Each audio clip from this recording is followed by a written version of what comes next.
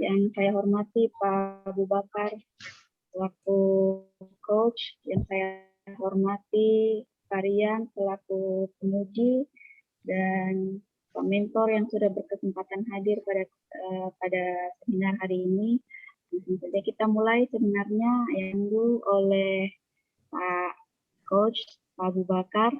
Dengan hormat saya silakan. Assalamualaikum warahmatullahi wabarakatuh. Waalaikumsalam warahmatullahi Saya wabarakatuh. hormati Bapak penguji, mentor, saudara penyaji, saudara Eni Sapitri. Iya. Terima kasih kemudian sudah memfasilitasi seminar ini. Dan pada kesempatan berikut ini, kedua dari terakhir ini, Eni Sapitri akan menyampaikan rancangan aktualisasinya dengan judul meningkatkan pengetahuan perawat tentang asuhan keperawatan secara biopsikososio-kultural.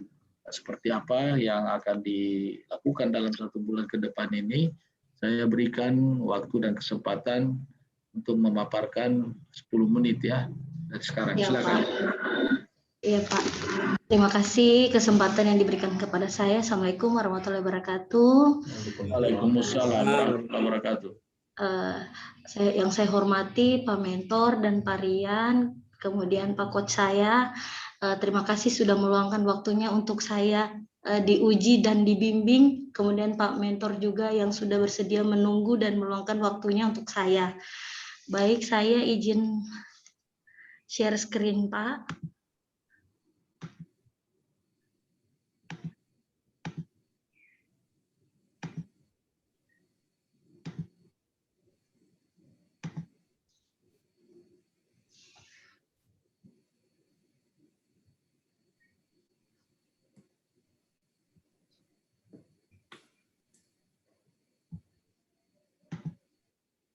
Sudah kelihatan Pak? Ya, sudah kelihatan. Yang tidak kelihatan ini mukanya Heni. Iya, Pak ini. Padahal lampunya sudah menyala Pak. Oh iya. Ayo, Pak. Ini malah tidak kelihatan apa ini.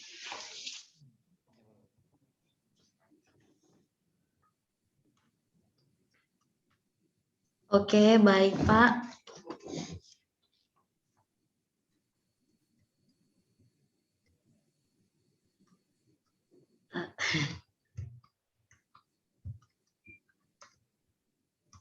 Di sini rancangan aktualisasi saya kurangnya pelaksanaan pre-post conference keperawatan di ruang perawatan di Puskesmas Ongka dalam memberikan asuhan keperawatan. Jadi untuk gagasannya ini nama saya Pak, saya bertugas di UPTD Puskesmas Ongka Kabupaten Parigi Motong sebagai perawat. Jadi keperawatan itu adalah bentuk pelayanan profesional bagian integral. Jadi baik buruknya pelayanan di keperawatan itu menentukan mutu dan citra institusi pelayanan kesehatan. Sehingga kegiatan pre dan post conference sangat diperlukan pemberian pelayanan keperawatan karena kepala ruangan dan anggotanya harus mampu mendiskusikan pengalaman di klinik atau rawat inap yang dilakukan berdasarkan yang dilakukan seperti menganalisis, mengklarifikasi keterkaitan antara masalah dengan situasi yang adil yang ada, kemudian mengidentifikasi masalah keadaan pasien. Jadi berdasarkan pengalaman kerja selama 2 tahun itu Pak, saya menilai bahwa kondisi saat ini penulis menemukan beberapa isu dalam memberikan pelayanan kesehatan. Salah satu isu yang sudah dilakukan dengan teknik tapisan APKL, itu saya menetapkan salah satu isu prioritas dengan skor yang tertinggi adalah kurangnya pelaksanaan pre-post conference keperawatan di Puskesmas Ongka. Langsung saja Pak ke gagasan saya. Mohon maaf ini terlalu banyak mungkin, jadi mempersingkat waktu. saya langsung next di rancangan aktualisasi, sehingga memunculkan gagasan bahwa meningkatkan pengetahuan perawat tentang asuhan keperawatan secara biopsikososial kultural mungkin dapat dibantu dengan adanya pelaksanaan pre dan post conference di ruang rawat. Di sini saya ada 4 kegiatan, Pak, dengan 18 tahap kegiatan. Di sini pertama ada persiapan kegiatan, kemudian membuat edukasi dalam bentuk PowerPoint, kemudian penerapan pre-post conference di ruang rawat didampingi kepala ruang yang dilakukan setiap pagi sebelum melakukan asuhan keperawatan. Kemudian ada monitoring dan evaluasi atau MONEV. Untuk kegiatan pertama saya melakukan koordinasi terlebih dahulu kepada mentor terkait kegiatan, kemudian saya minta persetujuan, dan kemudian menyiapkan bahan edukasi untuk para staf dan melakukan kontrak waktu dengan para staf untuk menerima edukasi tersebut. Untuk kegiatan kedua, ini membuat edukasi dalam bentuk PowerPoint, mempelajari kembali tentang referensi pembuatan edukasi atau bahan ajar. Itu sebenarnya hanya mengingatkan saja bahwa pentingnya pre dan post conference dilakukan. Kemudian edukasi ini saya bentuk dalam PowerPoint, singkat, padat, dan jelas. Pemberiannya itu di ruang rawat inap, dan edukasi dilakukan 30 menit saja. Kemudian kegiatan ketiga itu ada penerapan pre-conference itu di ruang rawat didampingi kepala ruangan yang dilakukan setiap pagi sebelum melakukan asuhan keperawatan. Jadi di sini yang memimpin pre dan post conference adalah kepala ruang perawatan. Kemudian para perawat dinas malam melakukan pendelegasian atau pelaporan kepada perawat dinas pagi atas kondisi pasien. Kemudian perawat dinas pagi dan perawat dinas malam melakukan serah terima laporan dalam ruangan itu. Kemudian kepala ruang akan membahas pasien yang masa rawat inapnya lebih dari 3 kali 24 jam. Selain itu pula dibahas juga masalah kartu dan permasalahan-permasalahan lainnya. Kemudian perawat dinas pagi didampingi kepala ruang dan dokter melakukan visite atau kunjungan terhadap pasien ke seluruh ruangan, dan juga tak lupa jika ada pasien yang bermasalah. Terus dokter menetapkan tindakan selanjutnya yang disetujui kepala ruangan, kemudian dijalankan oleh perawat dinas pagi. Kegiatan yang keempat itu ada MONEV, Pak. Setelah kegiatan itu ada pemantauan sejauh mana telah dilakukan pre dan post conference kepada staf. Pemantauan dilakukan melalui pengamatan dan pelaporan, atau saya menyiapkan buku khusus sehingga jika ada permasalahan atau pada saat pre dan post conference dapat ditulis di buku tersebut. Kemudian evaluasi dengan kepuasan pasien terhadap pelayanan di ruang rawat. Nanti ini akan berkaitan juga mungkin dengan kepuasan pasien, puas dan tidak puas, yang sudah kami sediakan dan sudah berjalan. Terus kemudian konsultasikan kepada kepala ruang terhadap kendala yang dihadapi selama pre dan post conference berjalan. Untuk rencana jadwal aktualisasi ini, Pak, minggu kedua Juni ini persiapan kegiatan, kemudian saya membuat edukasi dalam bentuk PowerPoint, kemudian penerapannya akan saya lanjutkan, mungkin edukasi hanya butuh beberapa hari, langsung saya lanjutkan dengan penerapan tersebut. Kemudian saya monitoring dan evaluasi di minggu pertama di bulan Juli. Sekian mungkin itu pemaparan dari saya. Assalamualaikum warahmatullahi wabarakatuh. Waalaikumsalam warahmatullahi wabarakatuh. Terima kasih banyak Saudari Heni Sapitri sudah menyampaikan rancangan aktualisasinya tentang meningkatkan pengetahuan perawat tentang asuhan keperawatan secara biopsikososio-kultural. Baik, pada Pak Mentor saya beri kesempatan untuk memberikan dukungan dan penguatannya kepada Heni Sapitri. Silakan Pak Mentor. Assalamualaikum warahmatullahi wabarakatuh. Waalaikumsalam warahmatullahi wabarakatuh. Selamat sore Terima kasih kepada Bapak sekalian yang telah membimbing staf saya ini, Pak. Jadi pada kesempatan ini kami dari pihak Puskesmas, pada dasarnya kami selalu mendukung program-program yang sudah dirancang oleh Adik Eni Savitri. Kebetulan Puskesmas kami ini salah satunya Puskesmas rawat inap, Pak. Kebetulan jauh dari kota kabupaten, sehingga kami sangat membutuhkan hal-hal langkah yang akan dilaksanakan oleh Adik Savitri. Mudah-mudahan ini program ini Pak bisa terlaksana dengan baik. Inovasi-inovasi yang akan dibuat ini kemungkinan kami selalu siap mendukung, Pak, selaku mentor di sini. Mudah-mudahan nanti program-program ini selalu kami pantau dan selalu kami tindak-lanjuti bersama kepada semua staf kami, Pak. Barangkali itu dari kami, Pak, untuk dukungan kami dari staf kami ini, Pak. Terima kasih. Assalamualaikum warahmatullahi wabarakatuh dan selamat sore. Waalaikumsalam warahmatullahi wabarakatuh. Terima kasih Pak Mentor atas dukungan penguatannya yang berjanji akan memberikan pendampingan terus kepada saudari serta saudari Eni Savitri. Selanjutnya tentu kita juga memberikan waktu dan kesempatan kepada Bapak penguji untuk memberikan masukan, saran dan juga pertanyaan. Silakan berdialog langsung nanti dengan saudari Eni Savitri. Silakan Bapak penguji. Baik, terima kasih banyak Pak Coach. Bismillahirrahmanirrahim. Assalamualaikum warahmatullahi wabarakatuh. Waalaikumsalam warahmatullahi wabarakatuh. Yang kami hormati Pak Coach, yang kami hormati Pak Mentor. Selamat datang Pak Mentor. Terima kasih banyak sudah bergabung bersama kami di seminar rancangan aktualisasi. Mentor merupakan bagian penting dari seminar ini dan kedudukan peran mentor sangat dibutuhkan dalam pelaksanaan aktualisasi ke depan.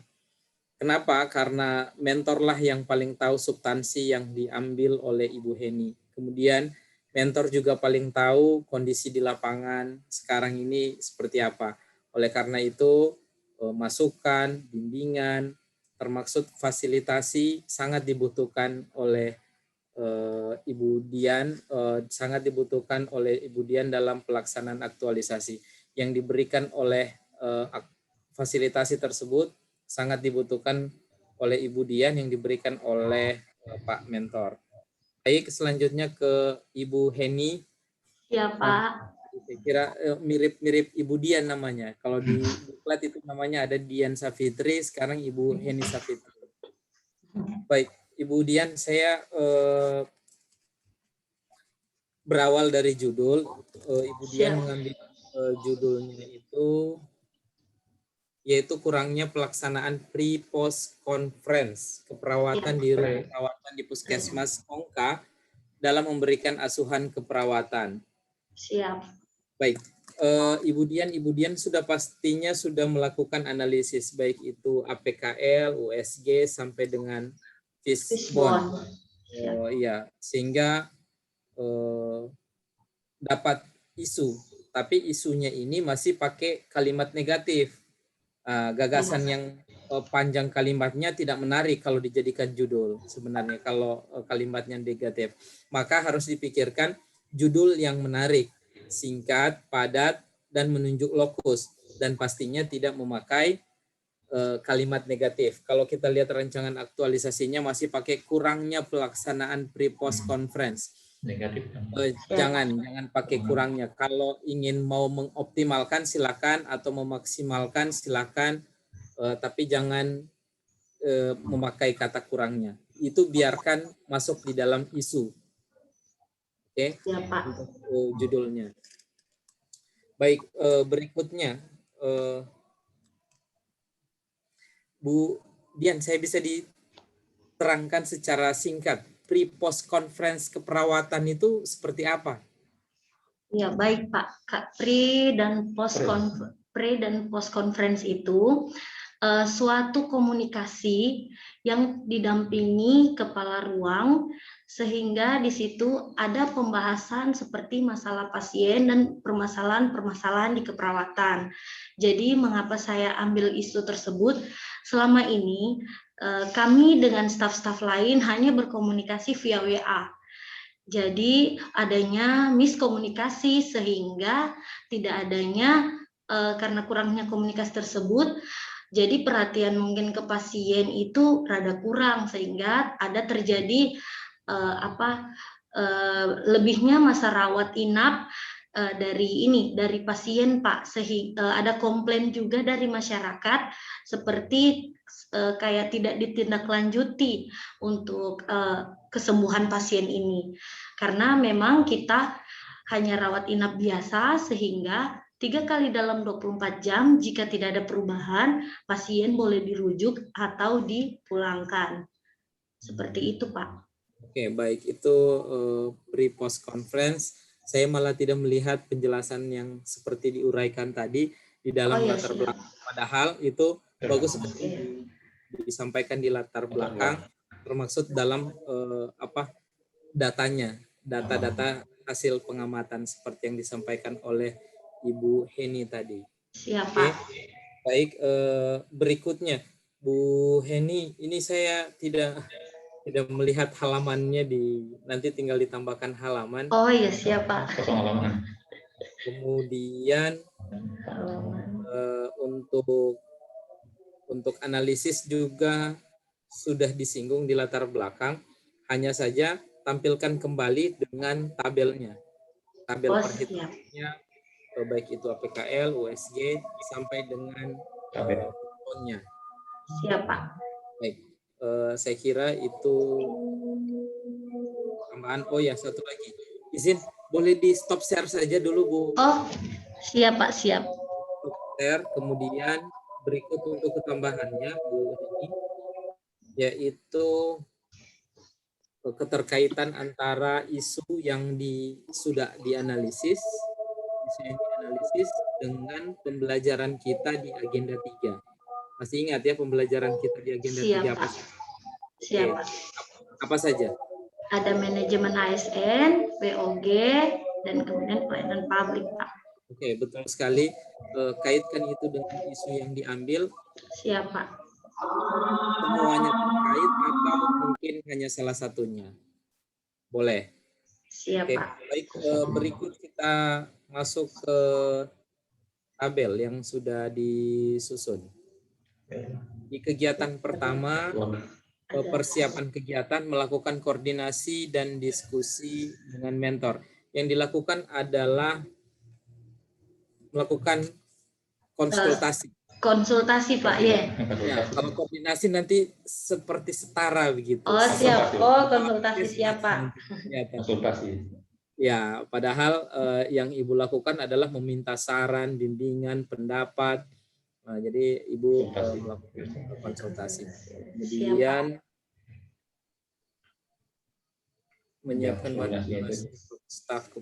menyiapkan bahan edukasi untuk para staf keperawatan ini. Di keperawatan ini maksudnya seperti apa, Bu?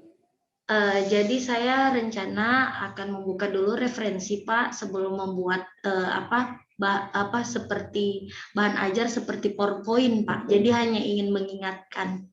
Mengumpulkan ini kan semua perawat. Iya, jadi ini saya akan edukasikan atau saya akan memberitahu kembali kepada perawat bahwa pentingnya pre dan post conference dilakukan agar meminimalkan kesalahpahaman yang terjadi. Oke, baik. Di kegiatan kedua, membuat edukasi dalam bentuk PowerPoint. Oke, no problem. Penerapan pre-post di ruang damping kepala ruang dilakukan setiap pagi sebelumnya. Oke, kalau boleh tahu ada berapa ruang di sana untuk dijadikan? Cuma 2, Pak. Wanita sama pria, Pak. Oh, ada berapa tempat tidur, Bu? Tempat tidurnya ada wanita 4, 8 total, Pak. 4 laki-laki, 4 perempuan. Iya, Pak. Artinya ini puskesmas andalan berarti karena dijadikan rawat inap. Alhamdulillah, Pak. Baru 1 tahun, Pak. Baru 1 tahun, Pak. Oh, 2000 ini, Pak. 2020 ini. 1 Maret. Sempat terima pasien COVID tidak di 2020-2021 ini? Kalau untuk pasien COVID kita langsung rujuk, Pak. Karena memang ya alurnya begitu. Mau ditaruh juga di puskesmas? Tidak boleh. Tidak, Pak. Langsung kita jemput, langsung dirujuk, Pak, Dirujuk, ke rumah sakit. Karena memang alurnya kita tidak boleh menerima pasien COVID karena tidak ada ruangan isolasi. Tapi biasanya kan tidak ketahuan ini orang COVID atau tidak. Tidak ada kasus seperti itu ya. Sebelum di sini biasanya di rapid, kemudian di tracking, Pak. Di tracking dulu, Pak. Masuk berarti ya. Iya, Pak. Oke, baik. Apalagi kasus dengan pernapasan itu wajib rapid antigen, Pak. Oh, baik. Dari gejala. Dari ya. Baik, di kegiatan keempatnya pemantauan sejauh mana telah dilakukan pre-PES, conference, kemudian pemantauan dilakukan oleh pengamatan, evaluasi kepuasan pasien terhadap pelayanan di ruang rawat inap, bagus sekali. Kemudian konsultasi kepada ruangan terhadap kendala, ya bagus. Untuk evaluasinya saya kira keren sekali untuk Monef-nya, karena setiap kegiatan yang dilakukan memang harus dievaluasi. Kegiatan ini bagus atau tidak. Siap, Pak. Baik, kegiatannya untuk sebentar, saya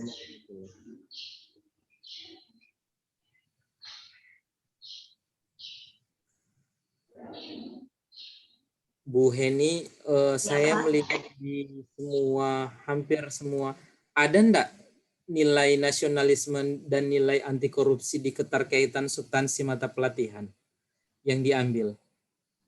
Kalau anti korupsi kan saya rasa belum ada, Pak. Baik. Kalau nilai nasionalisme? Nasionalisme. Membedakan agama.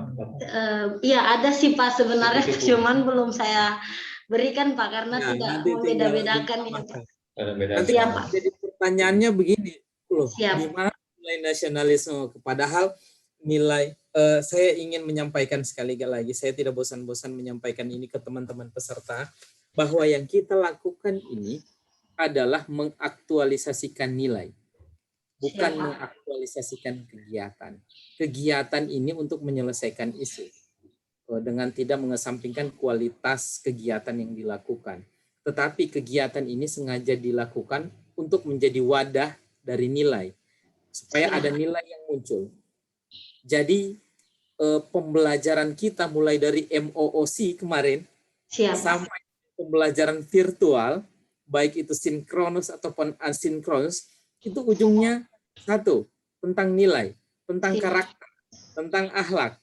Ini bukan tentang pintar-pintaran, ini bukan tentang hebat-hebatan, ini tentang sopan santun kepada atasan, ini tentang sopan santun ke sesama teman sejawat, ini tentang bisa bekerja sama dengan orang lain, ini tentang tanggung jawab, akuntabilitas, nasionalisme, dan anti korupsi.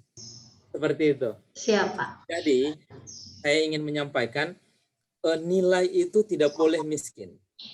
Kita harus kaya nilai di rancangan, supaya nilai itu dibiasakan, dihabituasikan. Seperti itu.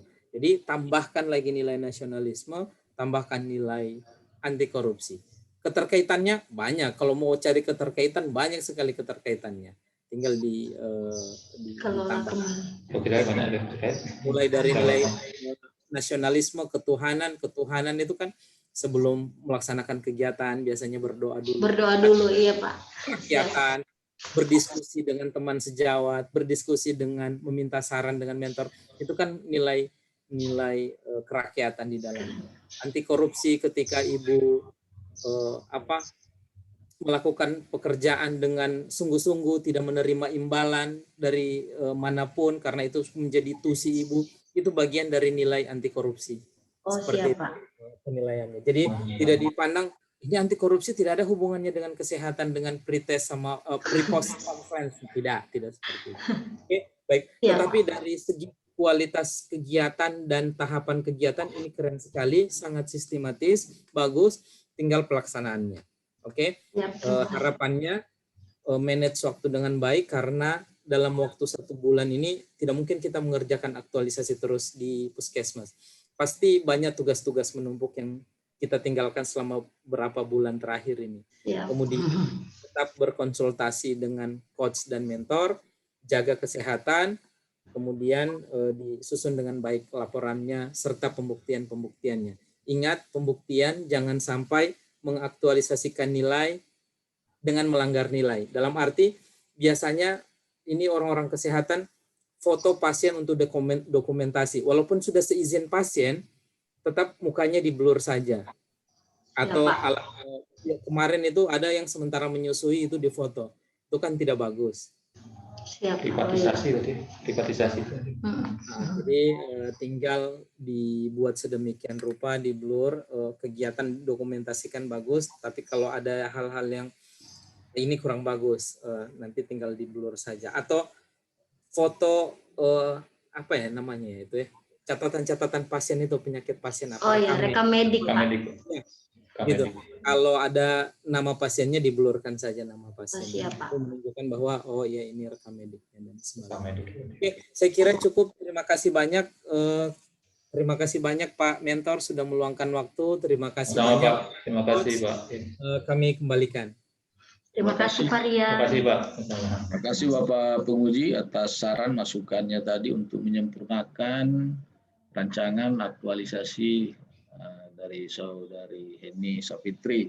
Sudah dicatat semua saran-sarannya, masuk untuk memperkaya nilai yang sangat terkait dengan tahapan-tahapan kegiatan. Pak Mentor, makasih banyak.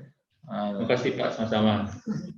Dengannya dalam 1 bulan ke depan, agar supaya kita nanti bila ketemu betul-betul tinggal mendengarkan laporan ini Pak.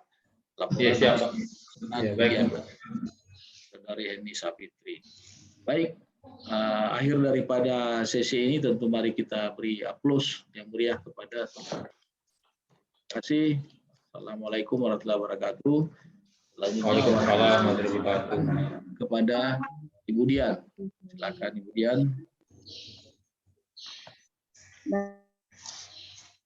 Baik, terima kasih Pak Abu Bakar selaku coach. Terima kasih Pak Rian selaku penguji. Terima kasih juga Bapak Mentor kehadirannya. Terima kasih Bu. Dengan berakhirnya seminar yang dilakukan oleh Ibu Heni, maka Ibu Heni dengan hormat saya persilahkan untuk meninggalkan room meeting. Oh iya, siap. Terima kasih Pak. Dilanjutkan oleh terima kasih. Sama-sama Bu, sama-sama.